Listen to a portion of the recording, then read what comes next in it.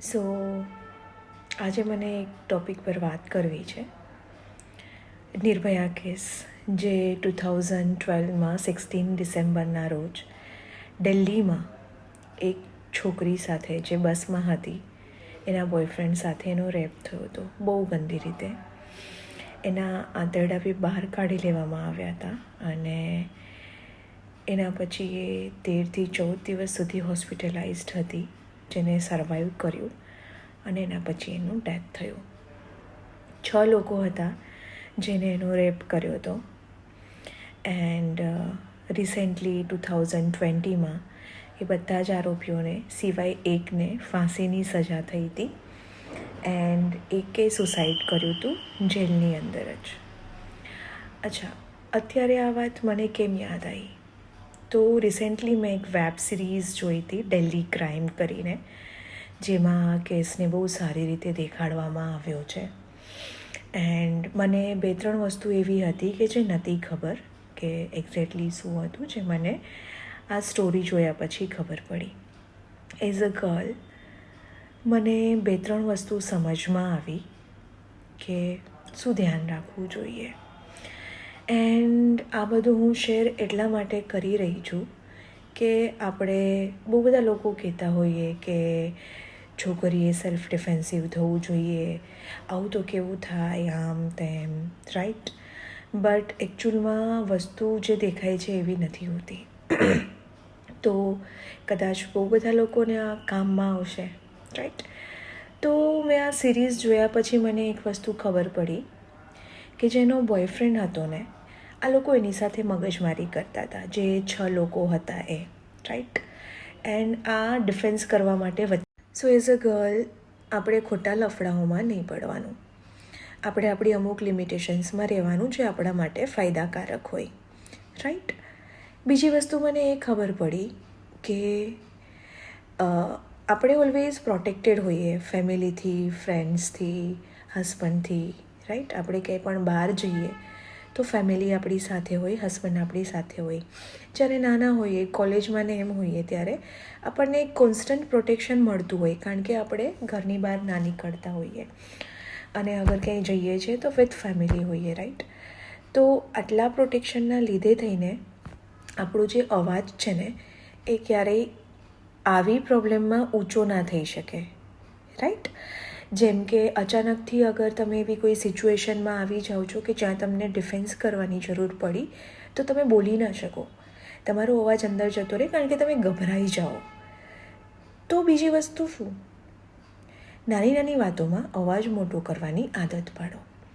અગર તમને લાગે છે કે કંઈ પણ ખોટું થઈ રહ્યું છે તો તરત જ મોટેથી બોલવાનું ચાલુ કરો, જેના લીધે થઈને સામેવાળો ગભરાઈ જાય, પહેલી વસ્તુ તો, અને આગળ કંઈક કરવાનું છે તો એ રોકાઈ જાય, એને લાગશે કે આ અવાજ ઉઠાવશે.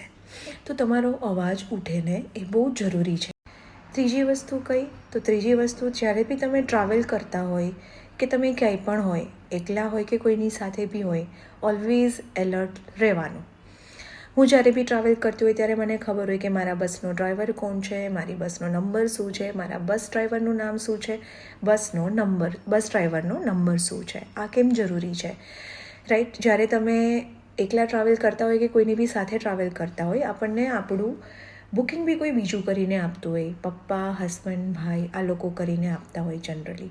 જ્યારે તમે પોતે બુકિંગ કરતા હોય ત્યારે તો તમારી પાસે આ ડિટેલ્સ હોય જ છે, બટ અગર કોઈ બીજું બી બુકિંગ કરીને આપે છે તો આ ડિટેલ્સ તમારી પાસે હોવી બહુ જરૂરી છે, બિકોઝ તમે એકલા છો, રાઈટ? એના સિવાય તમારી આજુબાજુ બસમાં કોણ કોણ છે એના ઉપર તમારું ધ્યાન હોવું જોઈએ. ઓલવેઝ એવી સીટ સિલેક્ટ કરો કે જ્યાંથી તમે ઇઝીલી નીકળી શકો, આગળની સીટ. અગર સ્લીપર છે તો બી આગળની સીટ, અને તમને એ ખબર હોવી જોઈએ કે આગળ કોણ કોણ છે, તમારી સાથે કોણ કોણ છે, રાઈટ? એ બી તમને બસમાંથી મળી જશે, કેટલી બુકડ છે, કોઈ જેન્ટ્સની છે, કોઈ લેડીઝની છે, રાઈટ? તો આ બધી વસ્તુ થઈ ગઈ. બીજું, અગર તમે એકલા ટ્રાવેલ કરો છો, કોઈ પણ જગ્યાએ કરો છો, તો તમે ઓલવેઝ એલર્ટ હોવા જોઈએ. રાત્રે ઊંઘ આવે છે, સૂવાનું નહીં. ગમે એટલી બી ઊંઘ આવે છે, સૂવાનું નહીં. ઓલવેઝ તમારું લોકેશન તમારા ફેમિલી સાથે શેર કરીને રાખો. એનાથી બી ઇમ્પોર્ટન્ટ વસ્તુ એક બીજી, ફેમિલી ઓન ધ સ્પોટ નહીં આવી શકવાની તમને હેલ્પ કરવા માટે. તો તમારી પાસે તમે જ્યાં કંઈ પણ જઈ રહ્યા છો ત્યાંના લોકલ પોલીસનો નંબર હોવો જોઈએ. તમને લોકલ પોલીસનો નંબર સાથે તમને કઈ રીતના હેલ્પ મળી શકશે લોકલી એ ખબર હોવી જોઈએ. ઇમરજન્સીમાં તમે ત્યાં લોકેશન શેર કરી શકવા જોઈએ કે કંઈ વધારે આગળ થાય એની પહેલાં પોલીસ ત્યાં આવી જાય, એ ટ્રેક કરી શકે. એટલા માટે બધી જ માહિતી તમારી પાસે હોવી જરૂરી છે.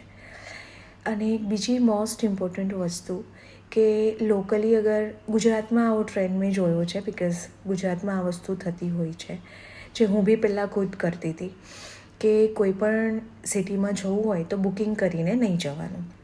કેમ ભાઈ? તો બુકિંગમાં ચાર્જીસ વધારે હોય. તમને 1500, 1100 એ લોકો ચાર્જીસ લેતા હોય છે બુકિંગના. Without booking I think half પ્રાઇસમાં પતી જતું હોય, 400, 500 અરાઉન્ડ પતી જતું હોય છે.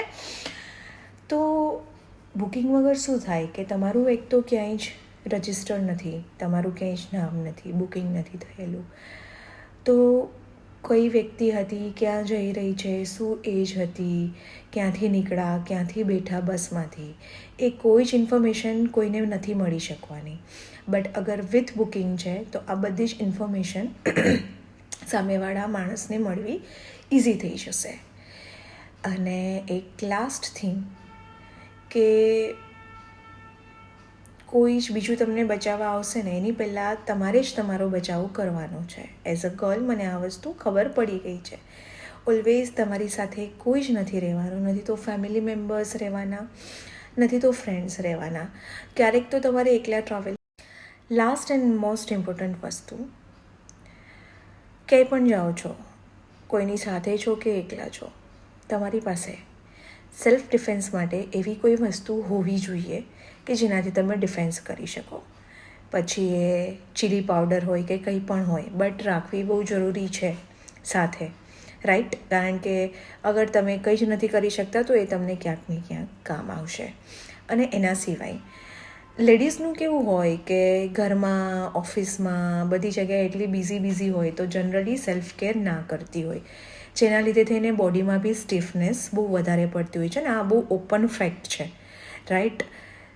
એક તો ઓલરેડી એ જેન્ટ્સ કરતાં સોફ્ટ હોય, કારણ કે એની બોડી સ્ટ્રક્ચર એવું છે એટલે, રાઈટ? અને ઓલરેડી સોફ્ટ હોય જેના લીધે થઈને સ્ટીફ બોડીમાં એ સામે એટલો રિએક્ટ નથી કરી શકવાની ફિઝિકલી, એના લીધે થઈને હાફ પેલી થઈ જાય. તો ભલે તમે કરાટે ના શીખો કે તમે બીજું કંઈ પણ ના કરો, બટ મારું એટલું માનવું છે કે તમારી બોડી સ્ટીફ ના હોવી જોઈએ.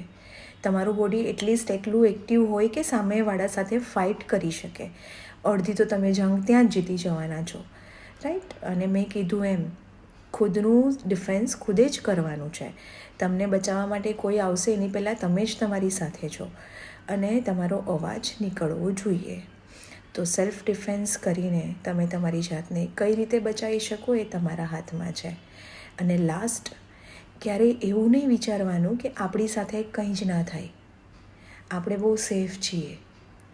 ક્યારેય કોની સાથે ક્યાં શું થવાનું છે ને એ આપણે ના કહી શકીએ. અને આપણે આપણી જાતને બચાવવા માટે એવું ના વિચારી શકીએ કે આપણી સાથે કંઈ નથી થવાનું. એટલે એલર્ટ રહેવું એ બહુ જરૂરી છે.